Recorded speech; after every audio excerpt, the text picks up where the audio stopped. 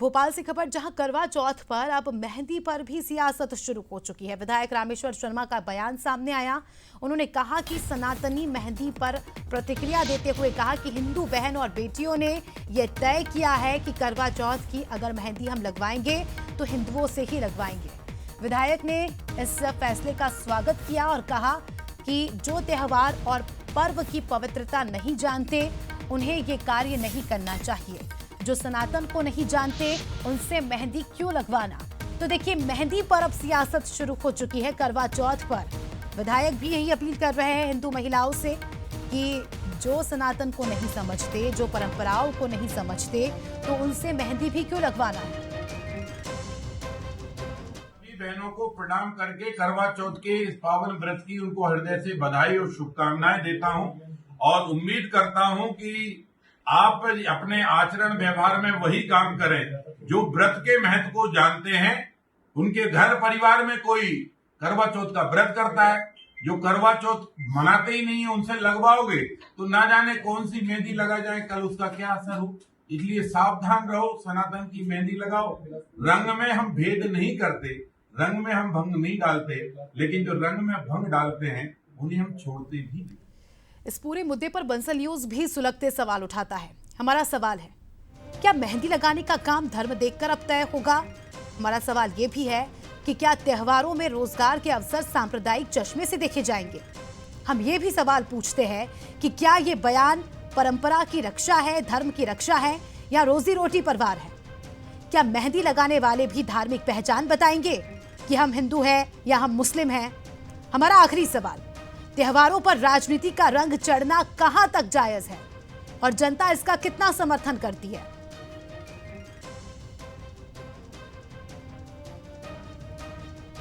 तो अमित तावरे जी कांग्रेस से हमारे साथ जुड़ चुके हैं, अजय सिंह यादव बीजेपी से हमारे साथ जुड़ चुके हैं, उनकी प्रतिक्रिया लेंगे। सबसे पहले आप दोनों का ही स्वागत है। सबसे पहले मैं हमारे बीजेपी के साथी से उनकी प्रतिक्रिया ले लेती हूं।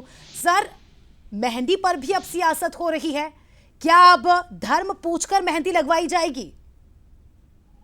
देखिए, ये मेहंदी पर या धर्म पूछने का सवाल नहीं है। देश में संविधान से देश चलता है और सरकार द्वारा सभी को काम धंधे व्यवसाय की स्वतंत्रता दी गई है। लेकिन समय समय पे जिस तरह की घटनाएं आती हैं कि सनातन धर्म के 30 त्योहारों को जानबूझकर भंग किया जाता है, कुछ लोग पहचान छुपाकर, नाम छुपाकर और सनातन धर्म की पवित्रता को भंग करने की कोशिश करते हैं।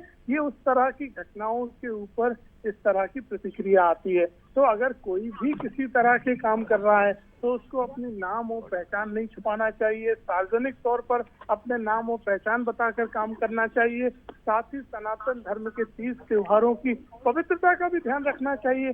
तो इसमें कोई भी ऐसी आपत्तिजनक बात नहीं है। और दूसरी बात, सरकार के नियम कायदों की है, तो सरकार के द्वारा तो सभी को स्वतंत्रता भी दी गई है और सभी को अपने काम धंधे व्यवसाय की सुरक्षा भी दी गई है। कांग्रेस पार्टी जैसी पार्टियां तुष्टीकरण की राजनीति में ऐसे अपराधियों का बचाव करने लगती हैं जो नाम पहचान छुपाकर इस त्योहारों की पवित्रता भंग करने का काम करते हैं। ठीक है अमित तावरे जी, दिक्कत मेहंदी से नहीं है, ना ही मेहंदी लगवाने वालों से है, लेकिन नाम छिपाकर जो मेहंदी लगाता है उनसे दिक्कत है। क्या कुछ कहेंगे। देखिए, आज बड़ा दुर्भाग्य का विषय है कि आज इतने पवित्र त्योहार के दिन इस तरीके की जहरीले बयान देना और समाज को बांटने का प्रयास करना, ये भारतीय जनता पार्टी के नेताओं की आदत बन गई है।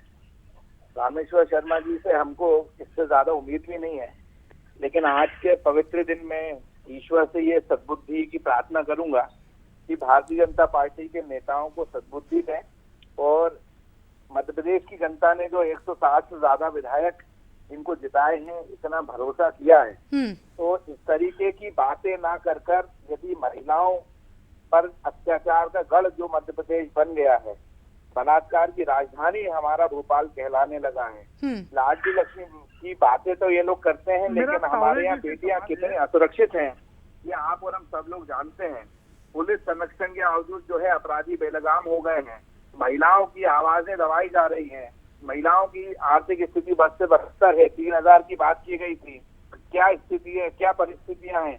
यदि ये सब बातें आज के दिन भारतीय जनता पार्टी के नेता करते तो मुझे लगता है आज जो त्योहार का दिन है। कांग्रेस तो बहुत पार्टी अच्छा जब लगता। ऐसे विषयों पर राजनीति करती है तो कांग्रेस को जवाब देना पड़ेगा कि इंदौर में कांग्रेस का पार्षद जो लव जिहादियों को फंडिंग करता है उस पर कांग्रेस पार्टी कार्रवाई नहीं कर पाई, और दूसरी तरफ इस तरह की बातें कर रहे हैं। ये कांग्रेस का दोहरा चरित्र है।